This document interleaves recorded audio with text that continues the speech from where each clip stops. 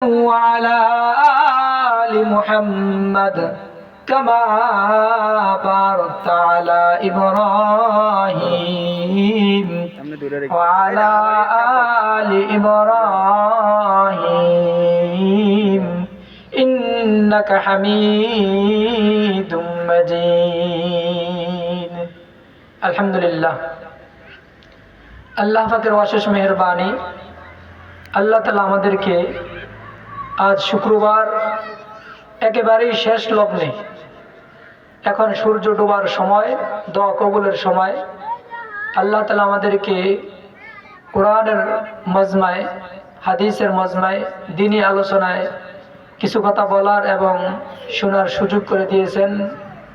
এজন্য সকলে কালিমাতুশ শুকর আদায় করে আলহামদুলিল্লাহ। খাস করে কৃতজ্ঞতা জ্ঞাপন করছি আমাদের অত্র এলাকার কৃতি সন্তান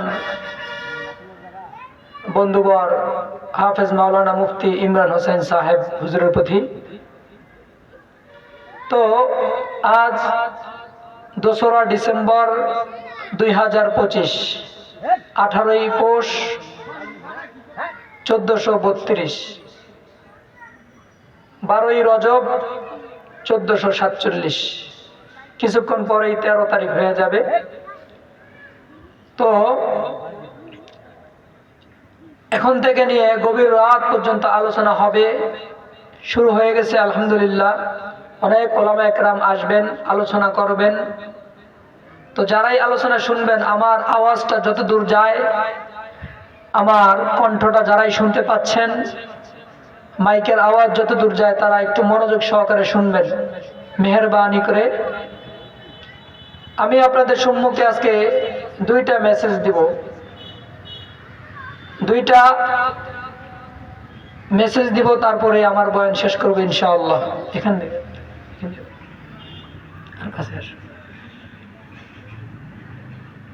আমরা তো সকলে তাফসীরুল কোরআন মাহফিল শোনার জন্য আসছি, তাই না?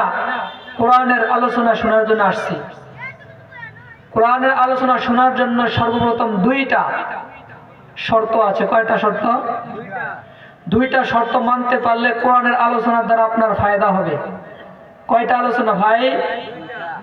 2টা আলোচনা, 2টা শর্ত যদি আপনি মানতে পারেন, 2টা শর্ত যদি পূরণ করতে পারেন, তাহলেই আপনি এই কোরআনের আলোচনার দ্বারা, তাফসীরুল কোরআন মাহফিলের আলোচনা দ্বারা আপনার ফায়দা হবে। আর যদি 2টা শর্ত আপনার ভিতরে না পাওয়া যায়, 2টা শর্ত যে কোনো একটা শর্ত আপনি পূরণ করতে পারেন না, তাহলে আপনার কোরআনের আলোচনা শোনার দ্বারা আপনার পরিবর্তন আসবে না। কথা বলেন ঠিক কি না?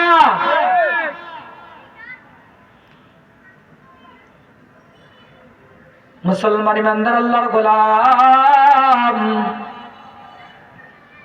শেখ কান্দি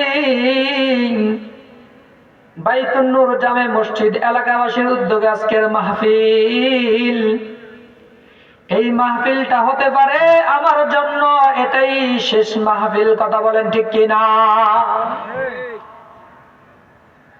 2 দিন আগে আমাদের 2025 সাল শেষ হয়েছে। কথা বলেন ঠিক কি না? 25 সালে আমরা কত গুণীজন মানুষ হারাইছি, কত গুণীজন হারাইছি। বিশেষ করে জুলাই যোদ্ধা শহীদ ওসমান হাদি রহিমাহুল্লাহ তাআলা, আল্লাহ তাআলা তার কবর জান্নাতের বাগান বানিয়ে দেখ, সকল বলি আমিন।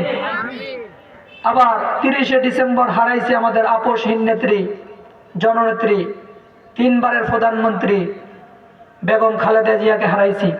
আল্লাহ তাআলা তার কবরকে জান্নাতের বাগান বানিয়ে দেখ, সকল বলি আমিন। আল্লাহ তাআলা তার শোকত পরিবারকে ধৈর্য দ্বারা তৌফিক দান করুন। তো দেখেন, 2025 সালে আমরা অনেক কিছু হারাইছি,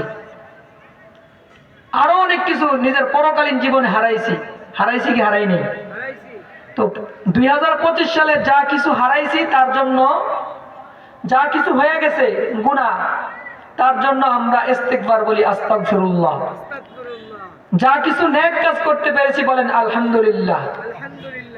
2026 সাল আমাদের চলমান, আজকে 2রা জানুয়ারি 2026 সালে আমরা বেশি বেশি করে নেক কাজ করব, গুনার কাছে যাব না, বেশি বেশি করে নেক আমল করব, নামাজ ছাড়বো না, রোজা ছাড়বো না, যাকাত ছাড়বো না, আমাদের যত ইবাদত আছে একটুও ছাড়ার চেষ্টা করব না ইনশাআল্লাহ। তাহলে পিছনে যা হয়েছে, যা কিছু ছেড়েছি, গুনার কাজ করেছি, তার জন্য আস্তাগফিরুল্লাহ, ইস্তিগফার। যা কিছু নেক কাজ করতে পেরেছি তার জন্য আলহামদুলিল্লাহ, বলেন আলহামদুলিল্লাহ। সামনে যেন ভালো কাজ করতে পারি, ভালো নেক ইবাদত করতে পারি। আমাদের 26 সাল মাত্র জানুয়ারি শুরু, এই জন্য আমরা বলি ইনশাআল্লাহ। আল্লাহ তাআলা আমাদেরকে বেশি বেশি করে নেক আমল সুযোগ করে দেন, সকল বলি আমিন। ও শেখ কান্দির মুসলমান, কোরআনের আলোচনা শুনতে হলে তোমাকে দুইটা শর্ত পূরণ করা লাগবে। যেই মুসলমান, যেই মুসল্লির ভিতরে, যেই শ্রোতার ভিতরে দুইটা শর্ত পাওয়া যাইবে, ওই শ্রোতার আলোচনা শোনার দ্বারা, কোরআনের আলোচনা শোনার দ্বারা, হাদিসের আলোচনা শোনার দ্বারা ওই শ্রোতার ফায়দা হবে। কথা বলেন ঠিক কিনা? এক নাম্বার, কোরআনের আলোচনা শোনার অন্যতম যেই দুইটা শর্ত, এক নাম্বার হচ্ছে বি সাইলেন্ট, দুই নাম্বার বি অ্যাটেনশন। এক নাম্বার কি? এক নাম্বার বি সাইলেন্ট, দুই নাম্বার বি অ্যাটেনশন। অর্থাৎ এক নাম্বার হচ্ছে আপনাকে চুপ হয়ে বসে থাকতে হবে, একদম খামোশ, একদম চুপ হয়ে চাতক পাখির ন্যায় বক্তার দিকে তাকিয়ে থাকতে হবে।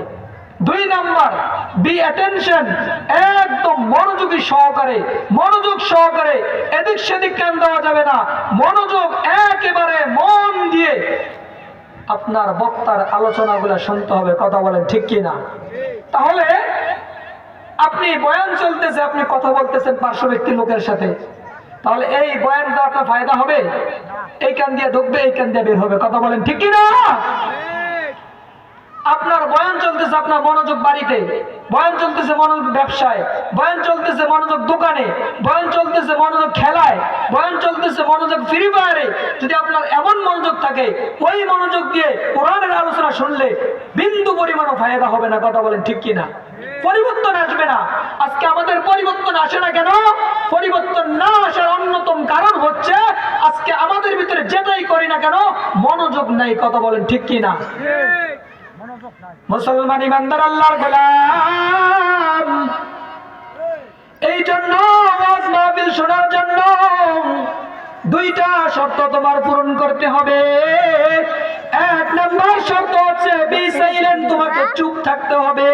দুই নাম্বার হচ্ছে বি অ্যাটেনশন, তোমাকে অবশ্যই কথাগুলো মনোযোগ সহকারে শুনতে হবে। যখন তুমি মনোযোগ সহকারে শুনবা, যখন তুমি চুপ হয়ে, যখন একদম মনোযোগী হয়ে শুনবা, তখন কোরআনের আলোচনা শোনার দ্বারা, তোমার ওই আলোচনার দ্বারা তোমার জীবনের পরিবর্তন করে দিবেন কে?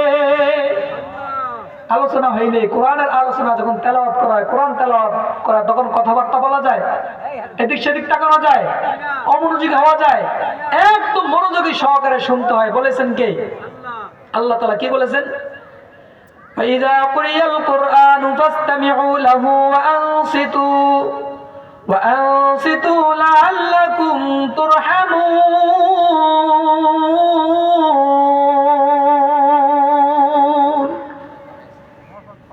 যখন কোরআন তেলাওয়াত করা হবে, কোরআনের আলোচনা করা হবে, কোরআনের ব্যাখ্যা করা হবে, তাহলে ওই আলোচনাগুলা, ব্যাখ্যাগুলা মনোযোগ সহকারে শুনতে হবে, চুপ করে থাকতে হবে। যেখানে যেটা বলতে হয় সেটা বলতে হবে, যেখানে চুপ থাকতে হবে। তাহলে এর দ্বারা আমার উপর, আপনার উপর আল্লাহ তাআলা কি করবে? রহম বর্ষণ করবে। কথা বলেন ঠিক কিনা? এবং এই আলোচনার দ্বারা আপনার আমার ইহকালীন পরকালীন ফায়দা হবে। এই আলোচনার দ্বারা আপনার আমার জীবন পরিবর্তন হবে। কথা বলেন ঠিক কিনা? তাহলে জীবন পরিবর্তন করতে হলে আলোচনা যাই শুনবো না কেন, অল্প শুনবো, আমলের নিয়তে শুনবো, পরিবর্তন হওয়ার নিয়তে শুনবো, নিজেকে পরিবর্তন করার নিয়তে শুনবো, সমাজকে পরিবর্তন করার নিয়তে শুনবো। যখন এই নিয়তে শুনবো, তখন ওই বয়ান দ্বারা আমার আপনার পরিবর্তন হবে, আমার আপনার আমলে আসবে, আমার আপনার পরিবর্তন ফায়দা হবে। কথা বলেন ঠিক কিনা? আল্লাহ তাআলা আমাদের সকলকে পরিপূর্ণ এখন থেকে নিয়ে গভীর রজনী পর্যন্ত ওলামা একরাম যা আলোচনা করবেন, ওই আলোচনাগুলো আমাদের মনোযোগ সহকারে আমলে নিয়তে শোনার তৌফিক দান করে সকল বলি আমিন।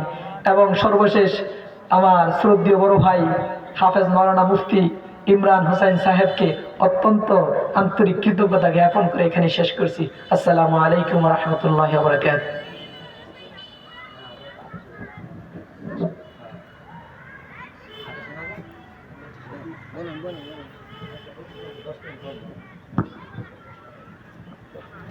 সম্মানিত এলাকাবাসী, এতক্ষণ পর্যন্ত